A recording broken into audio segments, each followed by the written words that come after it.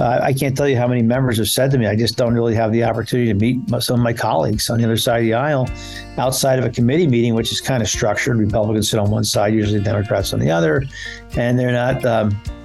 And there's not enough really constructive interaction. Good governance, when the government works most effectively to serve the needs of its people, and hopefully the members of those governing bodies, are doing so in a way that's above board, ethical, and is more or less results oriented. Some constituents, I think, prefer somebody who's going to yell and scream louder, and others, I think, prefer workhorses. These ideas don't come from Washington. I learned about this from a constituent who sent me a letter. Welcome to the Good Government Show. I'm your host, Dave Martin. On this episode, I'm having a conversation with former Congressman Charlie Dent. Congressman Dent served 14 years in Congress representing the 15th District of Pennsylvania. It's an area that includes Allentown and Eastern Pennsylvania. But in 2018, he resigned during his term, and we discussed why he decided he needed to leave Congress. But while he was there, he was chairman of the House Ethics Committee, and we talk a little bit about how that committee has changed. Prior to his election to Congress, Charlie Dent served in the Pennsylvania State Senate and the State House of Representatives. Altogether, that's 28 years in government as an elected official. This is a man who can explain government good and bad. Today, Charlie Dent is the executive director and vice president of the Aspen Institute. There, he heads the congressional program. This brings members of Congress together to examine and learn more about the important issues of the day. This gives all elected officials a better understanding of subjects like climate change, food insecurity, and artificial intelligence. And that's just to name a few recent subjects they discussed. But as he will explain, this also gives folks a chance to really meet and talk with each other. So, this is my conversation with former Representative Charlie Dent. It's a good look at how Congress functions and how he continues to promote and work for good government. That conversation is coming up right after this. The Good Government Show is sponsored by NACo. That's the National Association of Counties. County government is actually the oldest form of government in the United States, and it touches more people directly. Roads, highways, hospitals, schools, recycling, law enforcement, water and sewers. In most of the country, those services are maintained by the county. That's county government. NACo is a nationwide organization that represents all 3,069 counties across the USA. NACo helps county government work better together through things like sharing best practices, because when county government works well, that's just good government. Welcome to the Good Government Show. I have with me my guest, former Congressman Charlie Dent. Charlie, thanks for joining us. Hey, great to be with you. So you left Congress. Yeah, I left Congress in 2018, after 14 years in the U.S. House and 14 years at the state level. It's 28 years, 13 elections, and I'd like to say I'm 13-0, okay. Undefeated and unindicted so far. Well, that's good. Little bit of research I did prior to talking to you. It seems like you just sort of got fed up with the direction that Congress was taking and the Republican Party was taking. Is that fair? Yeah, I think it's fair. I really got, I had no desire to serve after the 2018 cycle. It got to the point where the party was moving in a different direction than I was. And I was at a point in my life where I was at an age where I was, healthy and young enough to do something else. And I thought, I'm ready to do something else. That really was it. So partly personal, partly it was politics, but I thought it was time. There is certainly been times in the past in American history when Congress has been more divided. The Civil War, for example. Is this one of the sort of darkest periods in Congress, in U.S. government? Today? Yeah. Yeah, it's certainly one of the more divisive times in the history of the Congress. But it's, we'll see just how bad it really gets. I mean, they still have the capacity to do some things collectively, but it's getting much harder as each side becomes more polarized and tribalized. It's become almost unmanageable. There are some senators who keep calling for bipartisanship. Recently, we avoided a debt fallout, a debt crisis, because they were able to pass a bipartisan bill. Big picture, is bipartisanship possible with this Congress, with this makeup, with this environment? Yeah, sure. They just did it on the. They just engaged in a bipartisan agreement on the debt ceiling. The Democrats in the House, Hakeem Jeffries, provided key votes on a procedural matter to allow for ultimate passage of that debt ceiling bill that included a 2-year budget agreement and some work requirements, some clawing back of COVID monies. They still can get some things done, but I think you'll see fewer and fewer areas where they will cooperate. Now, I think each side in this case knew they had to protect the full faith and credit of the United States government, and that's why they acted the way they did. They actually decided they had to collaborate, and they did, and they averted a catastrophic default. What happens when it's not a catastrophic tragedy on the other end of the pipe? Is it possible to do things together without the threat of government collapse staring down the barrel? Yeah, I mean, they just did the bipartisan infrastructure bill in the last Congress. They did the CHIPS Act, to allow for more manufacturing of critical semiconductors in the United States. So they still can do some things, but I think it's just getting harder though to do the basics. I mean, we'll find out how bad it is or how good it is if when we come up towards September 30th, when we have to keep the government funded. There'll be a continuing resolution to do that. They have to pass the appropriations bills. Right now, one of the bigger challenges is not just the collaboration or cooperation between Republican and Democrat. It's within the challenges within the House Republican Conference itself. After the debt ceiling agreement, the hard right element, the members of the Freedom Caucus just the other day, used their ability to stop the majority from taking up bills. They voted against the rules. So it was the Republicans who were fighting with each other. And that hard right group was upset that Speaker McCarthy cut a deal with the Democrats. And those hard right members, those hardliners felt as if, McCarthy betrayed them somehow by entering into that budget agreement. And so they've been throwing a tantrum ever since, preventing the majority from just, passing a bill on gas stoves. That was what they did. Well, with that Freedom Caucus in particular, and other Congress people, you were especially critical of Marjorie Taylor Greene, for example. You spoke out against something she'd said. I think it was an editorial you wrote that, people like her can't continue. Is it possible to get good government out of Congress? Yeah, they can get some. I mean, like I said, I think it would be very limited, though, in terms of what kinds of bills they will produce. It's hard to say just, going forward what they'll be able to consider. I mean, one area where there's some agreement is on China. We'll see if they can come to any agreement on policy towards China. Cybersecurity and AI or other areas where there's the possibility that they might be able to cooperate. But again, the areas of cooperation will be much more limited. There will be other bills that will come up, as there always are, that are not particularly controversial, where you can get both sides to agree. But I don't know that you're going to see any grand bargains on some big issues. You were chairman of the House Ethics Committee. Is there a lack of ethics in Congress right now? Oh, I don't know. I do think that most of the members try to behave well. I really do. Most try to behave well, try to play by the rules. That's not to say some aren't going to get in trouble. They will. But most are trying to play well. I'd say, the ethical conduct of most members is usually pretty good. They try to seek permission. That's good to hear. They try to seek permission before they do things in the event that there's a question. They seek guidance. So I would say most of them are pretty well behaved. Some, the ones I always said the ones who get in trouble are the ones who are not very careful and not very nice. You've got right now the chairman of the House Ethics Committee is a guy who's denied the legitimacy of the last presidential election. That seems like a cause for concern, both in Congress and on the Ethics Committee.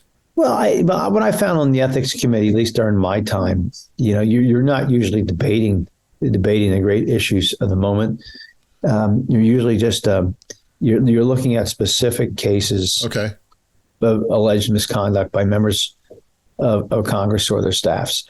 And most of the time, I felt that the members, because you're in a closed door setting, the committee's evenly split 5-5, that most are really just trying to get to the facts and then render a judgment.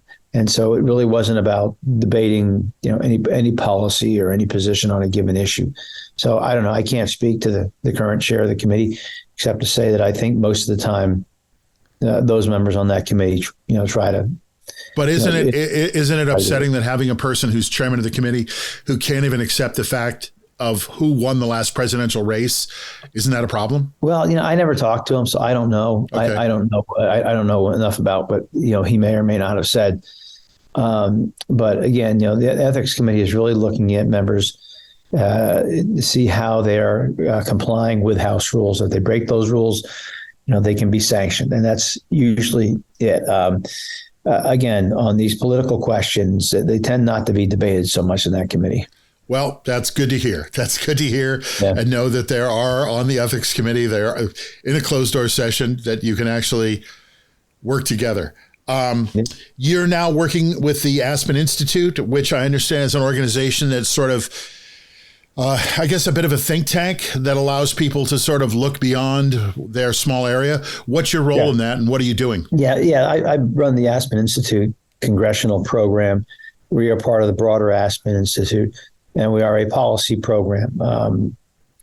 We convene meetings of members of Congress. We convene meetings, members of staff. We do it in a non-threatening, off-the-record setting, and where we bring in experts, both domestically and globally, to conduct conversations on some of the the great policy challenges of our time. U.S. role in the world, great power competition. How are we doing relative to Russia and China? How does the rest of the world view us? Energy security and climate initiatives. We look at that. We look at our food supply and agricultural development. We look at any number of areas, AI, artificial intelligence, another area where we'll have convenings where we will essentially sit down with a group of members, often as many as 15 to 20, and talk about these issues very civilly, and it's all policy the whole time. It's like graduate level seminars is what we put on. Is it a more productive format for consensus and bipartisan thought and bipartisan action? Oh, yeah, absolutely. Because it's one of the few times when members of Congress can sit down with members of the other party and for a prolonged period of time where they can actually get to know each other. Often spouses are at these gatherings. They can all, again, focus on specific policy issues, talk about them, have dinner with each other and lunches, and just get to know each other in a rather undistracted way, frankly. And so I think the members appreciate it because the current way Congress functions really doesn't allow for those types of opportunities very often. I can't tell you how many members have said to me, I just don't really have the opportunity to meet some of my colleagues on the other side of the aisle outside of a committee meeting, which is kind of structured. Republicans sit on one side, usually Democrats on the other, and they're not. And there's not enough really constructive interaction. Have you seen people come together as a result of these and provide good government or create good policy or better laws? Yeah, we've seen members of Congress over the years collaborate. This program started many years ago, 40 years ago, but the Nunn-Lugar Nuclear Nonproliferation Program arguably started in one of our conferences. Dick Lugar and Sam Nunn together began there. I participated in one of our conferences when I was a member and came back, and I worked with the Democrat Sam Farr, and we adjusted the Peace Corps funding after visiting some sites in Africa. Because based on these convenings, we can also, there are other areas where members will identify things that they did that they felt were that basically came out of ideas that came out of our conferences. Yeah. Anything that's happened recently you can talk about? Oh yeah, I just mentioned the one thing I've done. What I did was on Peace Corps funding. I could talk about another area of collaboration. Just out of a recent conference on food security, a few senators together just refined some legislation and introduced it, having to deal with maternal health in developing countries. So yeah, there have been some very specific actions like that. Yeah.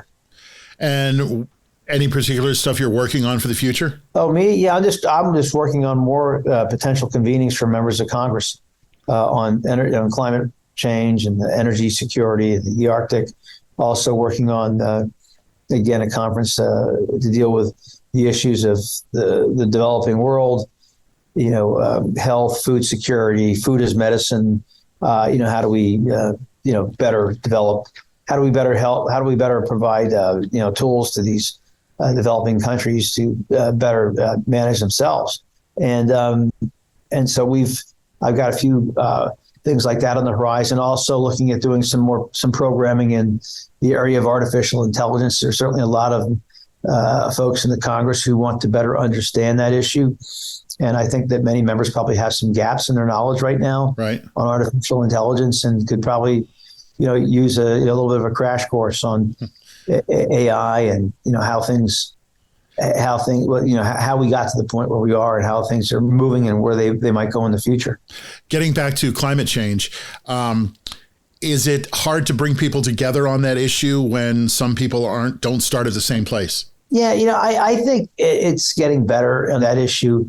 That many folks recognize. I think that, obviously there's some on the Democratic side who see this as an existential threat, and that, we have to move now or humanity's doomed. And now, but you're seeing some on the Republican side, I think, engaged now more constructively maybe than they had in the past on this issue, recognizing that good progress. We probably need to decarbonize. I think many of them are saying it's just a matter of question how you do it and how fast, and also understanding the importance of maintaining reliable energy supplies, and trying to figure out the balance, at least in the near term, of conventional sources of energy with carbon-free sources like nuclear and renewables. So trying to get to where we need to go while not disrupting reliability is, I think, a question that many on both sides are seeing more and more. I think they're also starting to talk too about the impediments to getting to a carbon-free nation by 2030 or 2050. I mean, they understand that we need critical minerals, for example. We need to be able to mine critical minerals for electric vehicles, lithium and other minerals. So they understand that we can't just be dependent on some unfriendly folks for some of these minerals that we need. They know we have to do something. They also understand too that to provide clean energy, we're going to need one heck of a lot more transmission and distribution capacity, and that's going to require some permitting, we simply don't have that. We don't have that ability right now. That we're going to need a lot more capacity to get this country to where we need to on electricity. And so I think that's something else that members on both sides are becoming more sober in their conversations. Democrats are saying, hey, we just can't be, willy-nilly opposed to conventional sources. Republicans are saying, we can't have our heads in the sand and pretend that, that climate change isn't a problem, because it is. And so we are getting both sides, I think, to talk in a more sober way about the issue and look at, solutions that are long-term, that are doable, and that maintain critical energy supplies. Well, sometimes it does take an outsider to bring the people inside to where they need to be. So that's good to hear that there's assists in getting Congress to provide good government. There's one thing I read in your bio I thought was kind of interesting. I wanted to ask you about. You were given the Order of Merit from the Federal Republic of Germany. Can you explain how that came about? Yeah, well, I've done a lot of work over the years on transatlantic issues. Okay. When I was in Congress, I was co-chair of the the Congressional Study Group on Germany, like the U.S.-Germany Friendship Group. And so I got to spend a fair amount of time going to Germany and meeting with parliamentarians and other business leaders both there, and they came here and we reciprocated. And so I spent a lot of time working with them, and I was really honored when the German government, the President Steinmeier, gave me that award. He didn't give it to me personally, but the ambassador, U.S. ambassador did, and the German ambassador to the United States presented it to me a few years ago. And your district there's a heavy German population. Is that fair? Yeah, much of eastern Pennsylvania, historically has a very strong Pennsylvania German tradition. Okay. My mother's family was very much Pennsylvania German. All right. And now again, many of our ancestors came over here, before the American Revolution, and but there always had been a very strong Pennsylvania German identity. There's not as much people speaking in dialect, but there still are some, but not as many as there used to be. But there is a very strong tradition. There's also a lot of German investment in my old congressional district and in Pennsylvania more broadly. We have a lot of companies that have made big investments from Germany in the U.S. B. Braun is one in our area. I could start naming others, Heidelberg Cement, okay.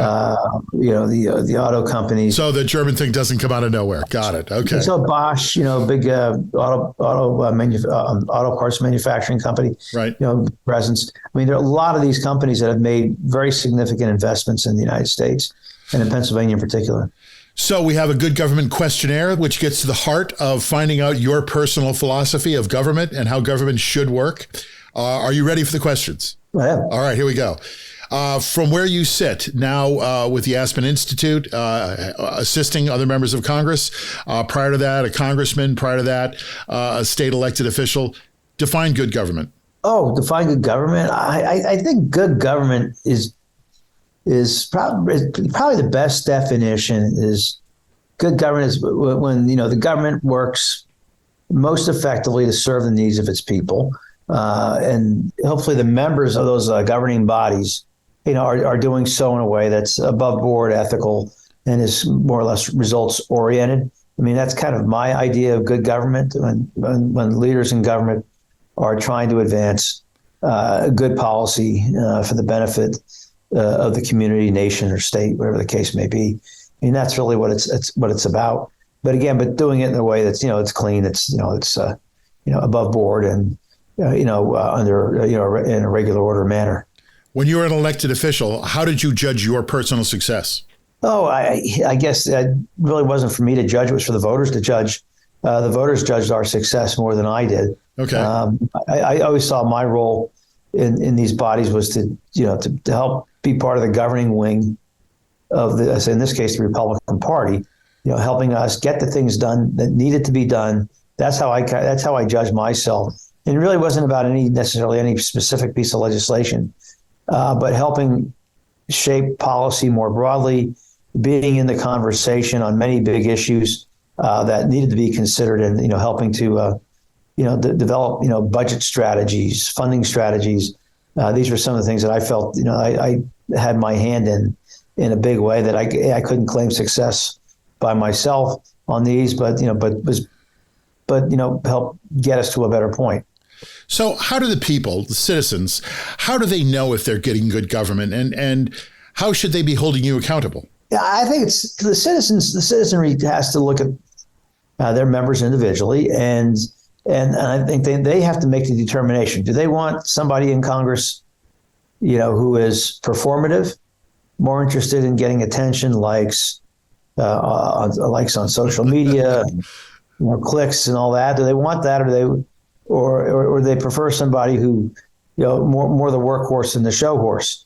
So, I mean, and I think, some communities, some constituents, I think prefer somebody who's going to yell and scream louder, and others, I think, prefer, workhorses. So okay. I don't think all voters are the same. It depends what part of the country you're in.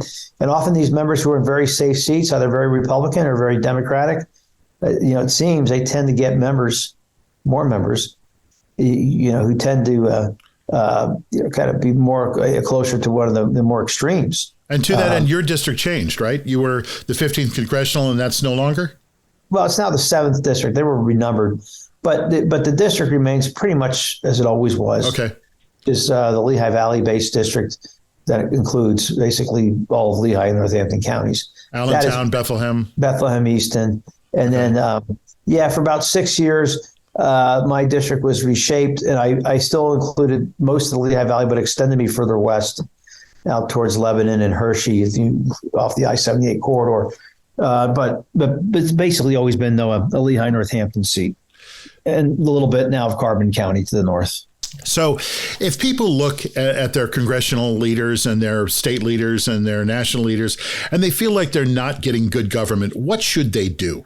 Well, I mean, we have elections for a reason. I mean, if people are dissatisfied with the type of representation they have, they might not like the representations because of they're philosophically in disagreement with the person there, or they might not like the person, or because they're not doing the job. But there might be times where you have a member of Congress who does function well, but you may disagree. The citizen may disagree with that person's view of the world. Yeah. It's okay. And so we have elections to correct that. And, you certainly want, good government in the sense that you want members of Congress to have offices established and capable people to answer the questions of the citizenry, because they always are running into problems with the federal government. Why can't I get my tax return filed by the IRS properly and sent to me? Why, what's the problem with my Social Security check? Why is Medicare hassling me on this or that? And they need somebody to call, or my passport, I'm having problems with the State Department. So you get into all these things. So I think people expect their congressperson not only to deal at this high policy level, but to be available to address these day-to-day challenges with the bureaucracy that can be very frustrating. So people expect their members of Congress to be responsive in that way. You've worked at the state level. You've been elected at the state level. You've been elected at the national level. What would you, as a government insider, someone who's in government, what would you like people to know who aren't in government about government? A few things, I guess. I think most people really, don't want the government involved in their business. I mean, that's most of the time they don't. But at the same time, they also want the government to be there to provide help and assistance when they really need it. And some people have this kind of mixed feeling about government. On the one hand, they don't want it too big and intrusive. On the other hand, there are times they need some help from the government, or in dealing with the government, and so they're always trying to strike that balance. I think a lot of people have mixed feelings about the federal government. Its size, how active and how big it should be, what role it should play in all of our lives. So there's always that tension that exists. Who's your political hero? What got you involved? Oh, I don't know. I guess like most Republicans and Americans, I probably admire Abraham Lincoln. Different Republican Party, my friend. Different Republican Party. But it's a different Democratic Party. I mean, back in the day, the Democratic Party was more the party of slavery, but it's not that obviously anymore. Correct. I mean, yes, parties change over time. They do. They evolve, they change, and and I think what's sad about but I'd have to probably say people like Abraham Lincoln were. Great, role models, or Theodore Roosevelt, Eisenhower, on the list. Okay. The presidents who are all, who all made a real difference. So you spent a lot of time in Washington. You're from Lehigh Valley, Pennsylvania. What are your favorite regional dishes when you're in Pennsylvania? What do you wish you were having in Washington? When you're in Washington, what do you miss from home? Well, food. I can't say there's a whole lot of difference in the food. You little bit. There's some stuff you can get in different places. Yeah, but you get better schnitzel up in the Lehigh Valley. Okay, all right. I mean, look, what I found in Pennsylvania, we have kind of very traditional Americana tastes. More meat and potatoes. Washington D.C. down there, I think they're. Much of the menus are a little bit more, maybe more refined, upscale, but But my old area, I always said, now of course a big Hispanic population, and so you see a lot more. I always said you see, like I said, a lot more meat and potatoes and rice and beans too up here in D.C. It's just a little different in terms of the cuisine.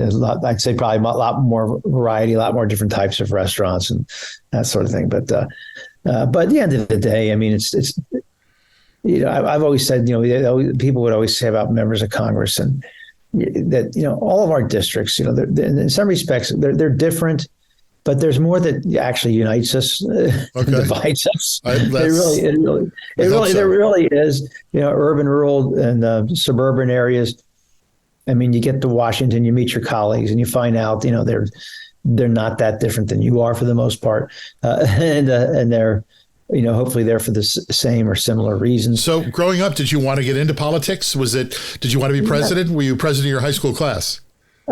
No, I wasn't president of my high school class. I can't say I necessarily had a desire to run for office when I was at that age, although I was always interested in public policy. I was interested in it. Yeah. And I thought I might move towards maybe some kind of work at some point in the public sector, but I didn't necessarily anticipate I would run for office.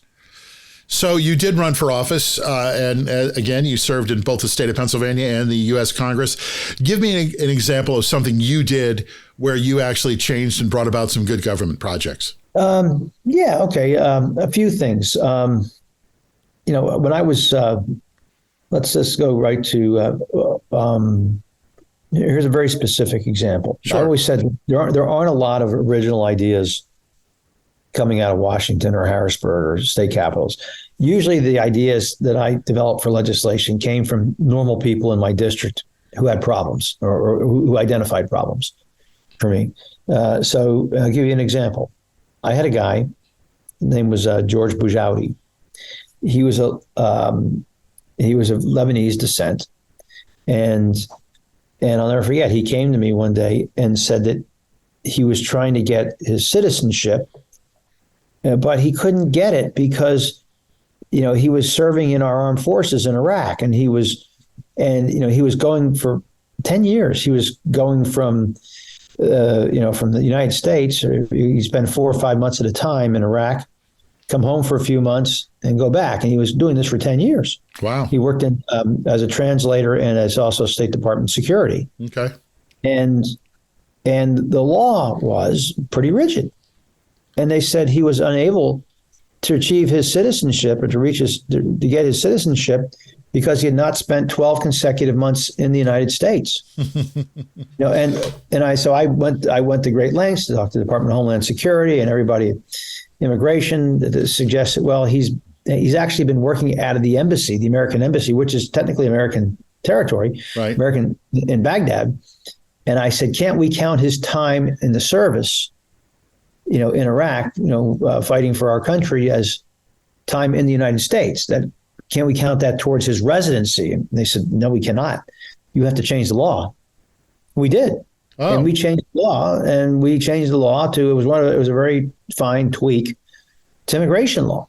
And so, basically I said, anybody like this man, if they were in the armed forces, because he was in the State Department, they wouldn't count it. But he had been in the military, he probably would have been naturalized while he was over there in Iraq. But even though the rest of his family was naturalized, we got this guy naturalized in a nanosecond. It wasn't a private bill, but for anybody like him, we said who was serving their country in a conflict zone, that time would be counted as time in the United States, for purposes of citizenship. Okay. And so, but it was a very specific outcome. I've done things too on, I worked on the, I used to do the funding for the VA and military construction projects. And, we did one thing too that I was proud of. I worked with some of my colleagues, with a couple Democrats actually, who wanted to make sure that those veterans who were struggling with service-connected infertility issues could get the treatment they needed.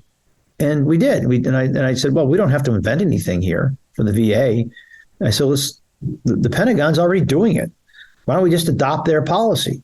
And so we basically took their policy. It wasn't a law, but they had process to help a veteran, an active service member who had a service-connected infertility issue, that we could work that basically they and their spouse could get covered for treatments. And I said, well, why don't we just take their policy and apply it to the VA? And we did. And so there are other specific examples like that where there are issues that come up that we try to help people. Also, another area of really specific outcome. I was one of the first guys to get involved in combating these synthetic drugs. And like I said, these ideas don't come from Washington. I learned about this from a constituent who sent me a letter and said her son had nearly died from synthetic marijuana. Okay. And I said, this can't be. And they bought this stuff legally. This is before the legalization movement really took hold.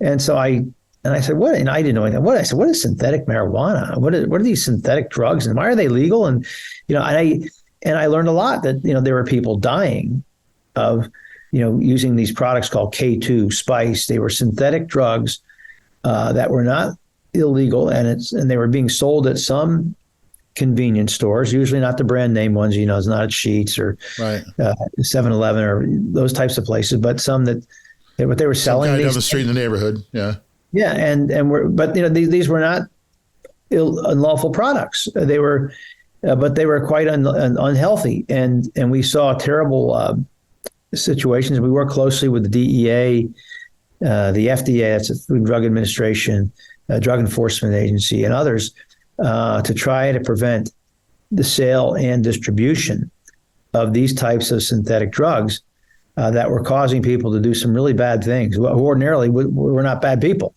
and so we cracked down on that. Worked with a lot of folks at the time. Senator Schumer, Chuck Grassley, Rob Portman, among others, and we passed laws to make it much harder to distribute those types of drugs. And we really, what happens then is these guys, and they figure out ways to reformulate these things. And so we have done a better job of making it easier to get some of these chemicals scheduled. It sounds like you were effective in getting a few laws passed that were good government and help folks. But now with what you're doing at the Aspen Institute, it seems like it's more important than ever to get, groups of congressmen together to talk about an issue that's important. Where do you think you were providing better government, in Congress or now as an outsider? Well, now I'm just in a different role now. I'm just trying to help members of Congress to get, better informed on certain policies, because too much of their time, the members of Congress, they can get look, I can say this, I'm a recovering elected official. They recovering elected official. I like that.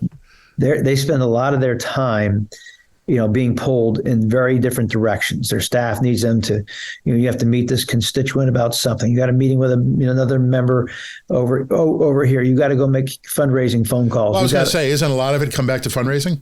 Well, a lot of it, they spend a lot of time on campaign activities and fundraising, and they don't get to spend the time they'd like diving into some policy. And what we try to do is give them a little time and a safe space to focus for an extended period of time on a given policy matter, where they can become much better informed and a better expert on these issues. Sometimes you're dealing with members who are real experts in the issue. Sometimes you're dealing with members who they want to learn more about an issue. They realize they have a gap in their knowledge, and they want to become better informed. And so we're trying to give these members some space, to learn and to become better policymakers. And also, candidly, the other thing we do too is try to help them to get to know each other better. It's not about a specific outcome. Sometimes the fact that these folks develop relationships those relationships will help in other areas, completely unrelated to whatever the policy is that we were discussing at a conference.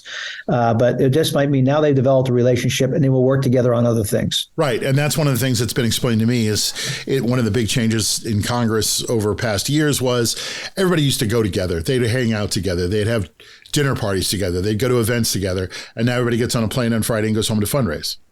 So it's hard to get people together. Is that? Did you see that as well? A fair amount of truth to that. But I mean, I hear it, regularly from some of the members. They'll say to me, "Hey, we really appreciate these opportunities." And I'd say to them, "Why?" And they'd say, "Well, because." So you see that one congresswoman over there? He said, I wouldn't have known her if I ran into her in the grocery store. I just didn't know. And, I say, no, but she's actually a pretty good person. And, we're working on some things together now. But if we didn't have these gatherings, I would have never developed that kind of relationship. Or they'll say things like that to me. Or some of them will say, too, and we do a weekly breakfast series. We bring in a speaker to talk, an expert on something, and they'll come in and they'll talk about a given issue. And I've had members say to me, "Thanks for doing this each week." Again, it's the only time where I can sit down and kind of look at an issue maybe from a 60,000 foot level. We bring in a speaker. I had Sam Altman in, for example, from ChatGPT to talk. It was all off the record, just to talk about. This is back in January before most of us were focused on AI. We bring in people like that. Yeah. Or I had Bob as a former congressman, is it easier or harder to work with your former colleagues? No, it's easier. I mean, I don't want anything, so I'm not. So I don't really want anything. I'm not lobbying them. I can't lobby in my current position, but I don't.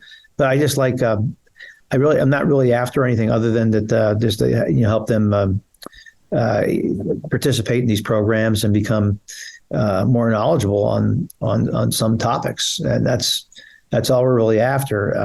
And hopefully developing.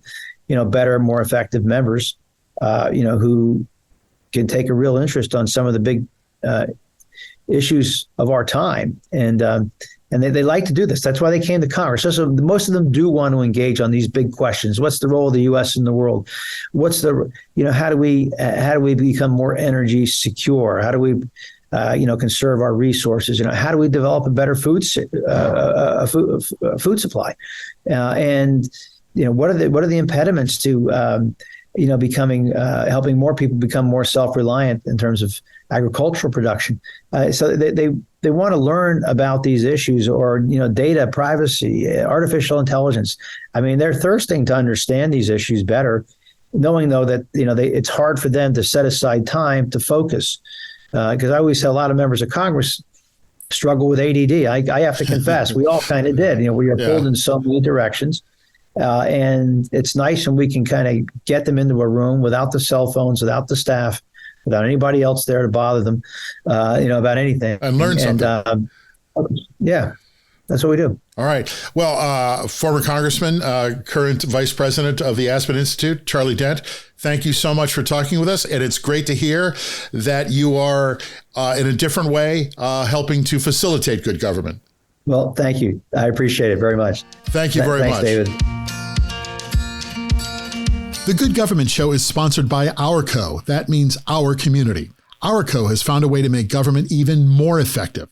Ourco provides a platform that blends in-person and digital interactions, and that connects people with their government. Their mobile app transforms meaningful conversations into reliable data, and the result is actionable insights that inspires a positive change. It's sort of like having a flash poll. Do you want to know if the community would rather have a dog park or a bike trail? Ourco can get you an answer immediately from the folks in your community. With Ourco, you can engage your citizens or any group, learn what they want, and build programs and policies that advance your county, your job creators, and your constituents. So visit ourco.com, that's OURCO.com, and learn how they do it. And while you're there, book a demonstration. Well, some good news in all of this. It sounds like through his current role outside of government, Charlie Dent is actually helping government improve. And it's good to know that even though he left Congress, as he was seeing a less functional legislative body, he thinks many of the folks in Congress actually want to do better. That's good news. That's my conversation with Charlie Dent. Join us again on The Good Government Show for another conversation with another leader in government working to create good government for all of us. Don't forget to check us out and like us on your favorite social media platforms. Follow us and share our show with your friends. Let's all spread the word of good government. So keep listening where you listen to your favorite podcast. Until next time, I'm Dave Martin, and this is The Good Government Show.